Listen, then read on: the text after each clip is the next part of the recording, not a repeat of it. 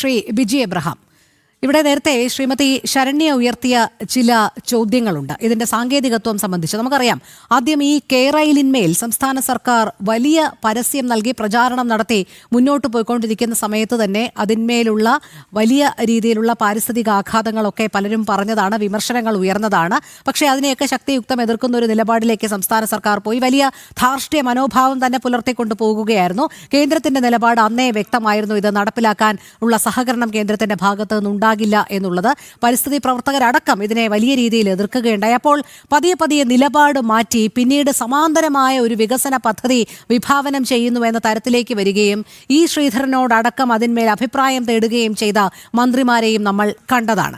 അത് ഒരു ഭാഗത്ത് മാറ്റിവെച്ചുകൊണ്ടാണ് ഇപ്പോൾ നിലവിൽ കേന്ദ്രം അതിവേഗ റെയിൽവേയോട് സഹകരിക്കാമെന്ന് പറയുമ്പോൾ ഈ വികസന പദ്ധതികൾക്ക് ഭൂമി ഏറ്റെടുക്കുന്നതിലടക്കം ഒരു അലംഭാവം നിലനിർത്തിക്കൊണ്ടു പോകുന്നതും ഇത് തെരഞ്ഞെടുപ്പ് പ്രചാരണമായി പലപ്പോഴും കേന്ദ്രം ഒന്നും തരുന്നില്ല, ഞങ്ങൾ എല്ലാത്തിനും തയ്യാറാണ്, ഞങ്ങൾ വിഭാവനം ചെയ്യുന്ന പദ്ധതികളെ തടയിടുന്നു, അവർ എന്നാൽ യാതൊരു തരത്തിലുള്ള സഹായവും ചെയ്യുന്നില്ല എന്നുള്ള ഒരു നിഗമനത്തിൽ അല്ലെങ്കിൽ അത്തരം ഒരു നിഗമനത്തിലേക്ക് സാധാരണക്കാരെ കൊണ്ടുചെന്നെത്തിക്കുന്ന ഒരു പ്രചാരണത്തിലേക്ക് കടക്കുന്നത്. അവിടെയാണല്ലോ നേരത്തെ ശരണ്യ ഉന്നയിച്ച ചില ചോദ്യങ്ങളും കൂടി ഉയരുന്നത്. ഇതിന്റെ സാങ്കേതികത്വം എന്താണ് സംസ്ഥാന സർക്കാർ ഉദ്ദേശിക്കുന്നത് എന്നതടക്കം ഇപ്പോൾ ഇന്ന് തന്നെ വിമർശന വിധേയമായതാണ് അങ്കമാലി ശബരിപാത സംബന്ധിച്ച്. കാരണം ഇത്രയും നാൾ തുടർന്ന ഒരു ഉദാസീന മനോഭാവം സംസ്ഥാന സർക്കാർ ഇപ്പോൾ ഈ തെരഞ്ഞെടുപ്പ് അടുത്തിരിക്കെ മാറ്റുന്നുണ്ട്. അത് തങ്ങൾ ഇനി മുന്നോട്ട് പോകുകയാണ് എന്നൊക്കെയുള്ള രീതിയിലുള്ള ഒരു പ്രചാരണം നടത്തുന്നു. അപ്പോൾ ഈ റെയിൽവേ വികസനം എന്ന് പറയുന്നത് തെരഞ്ഞെടുപ്പ് അടുക്കുമ്പോൾ മാത്രം ഉയർത്തിക്കൊണ്ടുവരുന്ന ഒരു തുറുപ്പ് ചീട്ട് മാത്രമായി സംസ്ഥാന സർക്കാർ കാണുകയാണ്. ബഹുമാനപ്പെട്ട ആങ്കർ ചോദിച്ച ചോദ്യവും ബാക്കി രണ്ട് പ്രതിനിധികളുടെ അവർ ഉന്നയിച്ച പ്രശ്നങ്ങളോടുള്ള മറുപടി ഞാൻ ആദ്യമേ പറയാം. ആദ്യമായിട്ട് BJPയുടെ പ്രതിനിധി ഉന്നയിച്ച ഒരു ചോദ്യമുണ്ട്. 3795 കോടി രൂപയാണ് ഈ വർഷത്തെ ബജറ്റിൽ കേരളത്തിന് വേണ്ടി അനുവദിച്ചത്. UPAയുടെ കാലഘട്ടത്തിൽ ആ 5 വർഷവും 372 കോടി രൂപ മാത്രമേ കേരളത്തിലെ റെയിൽവേ വികസനത്തിന് വേണ്ടി അനുവദിച്ചിരുന്നുള്ളൂ. അതിന്റെ 10 ഇരട്ടിയോളം പണമാണ് ഇപ്പോൾ അനുവദിച്ചത് എന്നുള്ളതാണ് അദ്ദേഹം പറഞ്ഞത്. ഈ വർഷത്തെ റെയിൽവേയുടെ ടോട്ടൽ ബജറ്റ് ഔട്ട്ലേ എന്ന് പറയുന്നത് മൊത്തം ഇന്ത്യ മുഴുവനും ചെലവഴിക്കുന്ന എമൗണ്ട് എന്ന് പറയുന്നത് 2,93,030 കോടി രൂപയാണ്.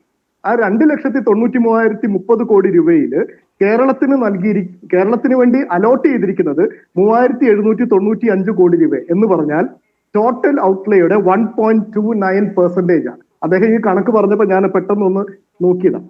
1.29%. ഇത് 2026-27 20 വർഷം മുമ്പ് അദ്ദേഹം പറഞ്ഞ UPAയുടെ കാലഘട്ടത്തിൽ അന്നത്തെ ടോട്ടൽ ബജറ്റ് ഔട്ട്ലേ റെയിൽവേയുടെ ടോട്ടൽ ബജറ്റ് ഔട്ട്ലേ എന്ന് പറയുന്നത് 23,475 കോടി രൂപ. കേവലം 23 ഇന്നത്തെ കണക്കിലാണെങ്കിൽ 23,475 കോടി, ഇപ്പൊ 2,93,000 കോടി. അപ്പം കേരളത്തിന് ആ കാലഘട്ടത്തിൽ നൽകിയ പണം എന്ന് പറയുന്നത് 300 കോടി രൂപയാണ്. അതായത് 1.27 crore ടോട്ടൽ ഔട്ട്ലേയുടെ 1.27 കോടി എന്ന് പറഞ്ഞാൽ 2006-7 കാലഘട്ടത്തിൽ 2026-27 വരുമ്പോൾ ഉള്ള മാറ്റം എത്രയാണെന്നറിയോ? 0.02%. അതായത് 1.27% നിന്ന് 1.29% മാത്രമാണ് അധികം പണം അനുവദിച്ചിരിക്കുന്നത്. ഇനി വേറൊരു കാര്യം കൂടെ പറയാം. 2021-22 നരേന്ദ്രമോദി ഗവൺമെന്റിന്റെ കാലഘട്ടത്തിൽ തന്നെ ഈ കോവിഡ് അനന്തരം 21-22 കാലഘട്ടത്തിൽ 2.25 ലക്ഷം കോടി രൂപയാണ് റെയിൽവേയുടെ ടോട്ടൽ ബജറ്റ്. അതിന്റെ കേരളത്തിന് അനുവദിച്ചിരിക്കുന്ന 1,886 കോടി എന്ന് പറഞ്ഞാൽ 0.87%, 1% പോലും ഇല്ല, 0.87%. ഏതാണ്ട് 20 വർഷം പുറകോട്ട് പോയാൽ 2001-2002 11,000 കോടി രൂപയായിരുന്നു അന്നത്തെ ടോട്ടൽ ഔട്ട്ലേ. അന്ന് ലഭിച്ചത് അന്നത്തെ കണക്ക് പരിശോധിച്ചാൽ അന്ന് 2.25%. അന്ന് ടോട്ടൽ ഔട്ട്ലേയുടെ 2.25% കേരളത്തിന് റെയിൽവേ വികസനത്തിന് വേണ്ടി അനുവദിച്ചിരുന്നെങ്കിൽ 2021-22 കാലഘട്ടത്തിൽ കേവലം 0.87% മാത്രമാണ് അനുവദിച്ചിരുന്നത്. അപ്പൊ ഇദ്ദേഹം ഈ വിധത്തില് അതായത് 20 വർഷം മുമ്പേ ഉണ്ടായിരുന്ന സാധനങ്ങളുടെ വിലയും ഇന്നത്തെ വിലയും ഒക്കെ അബ്സല്യൂട്ട് ടേംസിലാണ് അദ്ദേഹം പറയാനായിട്ട് ശ്രമിക്കുന്നത്. ഇത് കേൾക്കുന്ന ആളുകളെ തെറ്റിദ്ധരിപ്പിക്കാൻ പറ്റും എന്നല്ലാതെ കണക്കുകൾ യഥാർത്ഥത്തിൽ പരിശോധിക്കുമ്പോൾ പണത്തിന്റെ അന്നത്തെ മൂല്യം എന്താണ്, 20 വർഷങ്ങൾക്ക് ശേഷം പണത്തിന്റെ മൂല്യം എന്താണ് എന്നൊക്കെ പരിശോധിക്കാനായിട്ട് അദ്ദേഹം ശ്രമിച്ചില്ല എന്നുള്ളതാണ് അദ്ദേഹത്തോടുള്ള എന്റെ ഒരു മറുപടി. രണ്ടാമത്തേത് ശരണ്യ മേഡം പ്രിയപ്പെട്ട സുഹൃത്തും കൂടിയാണ്. ശരണ്യ മേഡത്തോടുള്ള എന്റെ ഒരു വിമർശനം പറഞ്ഞത് ലക്ഷക്കണക്കിന് കോടി രൂപയാണ് കെയറയിലിന് വേണ്ടിയിട്ട് വരുമെന്ന് DPRൽ പറഞ്ഞു. DPRൽ പറഞ്ഞിരിക്കുന്നത് 65,000 കോടി രൂപ ചെലവ് വരുമെന്നാണ് കണക്കാക്കിയത്. നീതി ആയോഗ് അതിനെക്കാട്ടിലും അധികം വരാൻ സാധ്യതയുണ്ടെന്നുള്ള രീതിയിലുള്ള അഭിപ്രായം പറഞ്ഞിരുന്നു. രണ്ടാമത് ശരണ്യ മേഡത്തോടുള്ള എന്റെ ഒരു വിമർശനം എന്ന് പറയുന്നത്, കേരളം കടക്കണിയിലാണ്. കടക്കണിയിലായ കേരളം ലക്ഷക്കണക്കിന് കോടി രൂപ കടമെടുക്കുന്നു. കേരളം കടക്കണിയിലൊന്നുമല്ല മേഡം. കേരളത്തിൽ സാമ്പത്തിക ഞെരുക്കമുണ്ട്, സാമ്പത്തിക പ്രതിസന്ധി ഇല്ല. സാമ്പത്തിക ഞെരുക്കമുണ്ട്. ആ സാമ്പത്തിക ഞെരുക്കം എന്തുകൊണ്ടാണ് വരുന്നത്? അത് SUCIയുടെ പ്രവർത്തകയായ ശരണ്യ മേഡം അത് മനസ്സിലാക്കണം. സാമ്പത്തിക പ്രതിസന്ധി ഉണ്ടാവുന്നതിന്റെ കാരണം BJP പോലുള്ള ഒരു കേന്ദ്രം ഭരിക്കുന്ന പാർട്ടി കേരളം പോലുള്ള ഒരു സംസ്ഥാനത്തെ സാമ്പത്തിക ഉപരോധം എന്ന് പറയുന്ന ഒരു ഘട്ടത്തിൽ കൂടെ കടത്തിക്കൊണ്ടുപോകാൻ നിങ്ങളുടെ നേതൃത്വത്തിൽ ഈ ആശാപ്രവർത്തകരുടെ സമരം തിരുവനന്തപുരത്ത് മാസങ്ങളോളം നീണ്ട് UDFന്റെയും BJPയുടെ ഒക്കെ പിന്തുണയോടുകൂടി നടന്നിരുന്നല്ലോ. എത്ര രൂപയാണ് ഈ ആശാപ്രവർത്തകർക്ക് ഈ ബജറ്റിൽ നൽകിയത്? വട്ടപൂജ്യം. കേരളത്തിലെ ബജറ്റിൽ എത്ര രൂപ വെച്ചിട്ടാണ് അനുവദിച്ചത് എന്നുള്ളത് നിങ്ങൾക്കറിയാമല്ലോ. 1000 രൂപ വെച്ചിട്ട് 2 പ്രാവശ്യം. അപ്പോൾ സത്യം പറഞ്ഞാൽ നിങ്ങളുടെ ഒക്കെ പ്രവർത്തകര് യഥാർത്ഥത്തിൽ ചോദ്യം ചെയ്യേണ്ടത് BJP പോലുള്ള രാഷ്ട്രീയ പ്രസ്ഥാനം നടത്തുന്ന കാപട്യത്തിനെതിരെ ആണ് നിങ്ങൾ ചോദ്യം ഉയർത്തേണ്ടത്.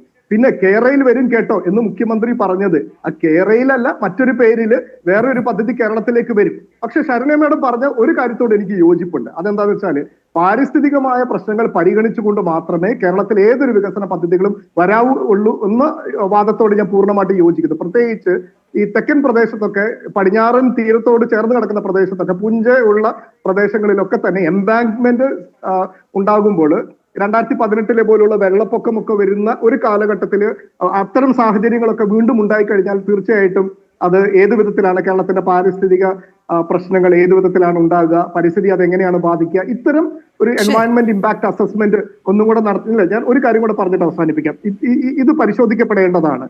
മറ്റൊരു ആ ഒരു വാദത്തോട് മാത്രമേ യോജിക്കാം. പിന്നെ കേരളം മുമ്പോട്ട് വെച്ചിരിക്കുന്ന ഇപ്പോഴത്തെ RRTS regional rapid transit system എന്ന് പറയുന്ന പദ്ധതി ഇന്ത്യയിൽ ആദ്യത്തേതൊന്നുമല്ല കേട്ടോ. ഇന്ത്യയിൽ ഇപ്പൊ തന്നെ കേരളത്തിൽ തന്നെ കൊച്ചി മെട്രോ റെയിൽ എന്ന് പറയുന്നത് KMRL കൊച്ചി മെട്രോ റെയിൽ ലിമിറ്റഡിന്റെയും ministry of housing and urban അഫയേഴ്സിന്റെയും കൂടെ സംയുക്ത സംരംഭം 50-50. കേരളത്തിൽ ഓടുന്ന വാട്ടർ മെട്രോയെ കേരളത്തിലെ കൊച്ചിയിലുള്ള മെട്രോ റെയിൽ എന്ന് പറയുന്നത് ഇപ്പൊ തന്നെ MOHUA എന്ന് പറയുന്ന മന്ത്രാലയത്തിന് മനോഹർലാൽ മിനിസ്റ്റർ ആയിരിക്കുന്ന മന്ത്രാലയത്തിന്റെ സംയുക്ത സംരംഭമാണ്. കേരളത്തില് മുൻപുമുണ്ട്. കോൺഗ്രസ് ഒക്കെ ഭരിച്ചിരുന്ന കാലഘട്ടത്തിൽ JNNURM നമ്മുടെ ബസ്സുകൾ നമ്മൾ കണ്ടിട്ടുണ്ടാവും. ജൻറം എന്നൊക്കെ പേരിലുള്ള Jawaharlal Nehru national urban renewal mission, അതിന്റെ ഭാഗമായിട്ട് കേരളത്തിലെ സിറ്റി സർവീസ് ബസ്സുകൾ കേരളത്തിൽ എമ്പാടും ഓടുന്നത് KSRTCയുടെ നേതൃത്വത്തിൽ ഓടുന്ന കാണാം. ഇപ്പൊ തന്നെ സ്മാർട്ട് സിറ്റി പദ്ധതിയുടെ ഭാഗമായിട്ട് ഈ ബസ്സുകള്, വൈദ്യുതി ബസ്സുകൾ കേരളത്തിലുണ്ട്. ഇന്ത്യയിൽ ഏതാണ്ട് 10,000-ൽ പരം ബസ്സുകൾ ഓടുന്നതായിട്ടാണ് ഈ പറയുന്ന മിനിസ്ട്രി ഓഫ് അർബൻ അഫയേഴ്സ് മിനിസ്ട്രിയുടെ വെബ്സൈറ്റിൽ നിന്ന് മനസ്സിലാക്കാനായിട്ട് സാധിക്കുന്നത്.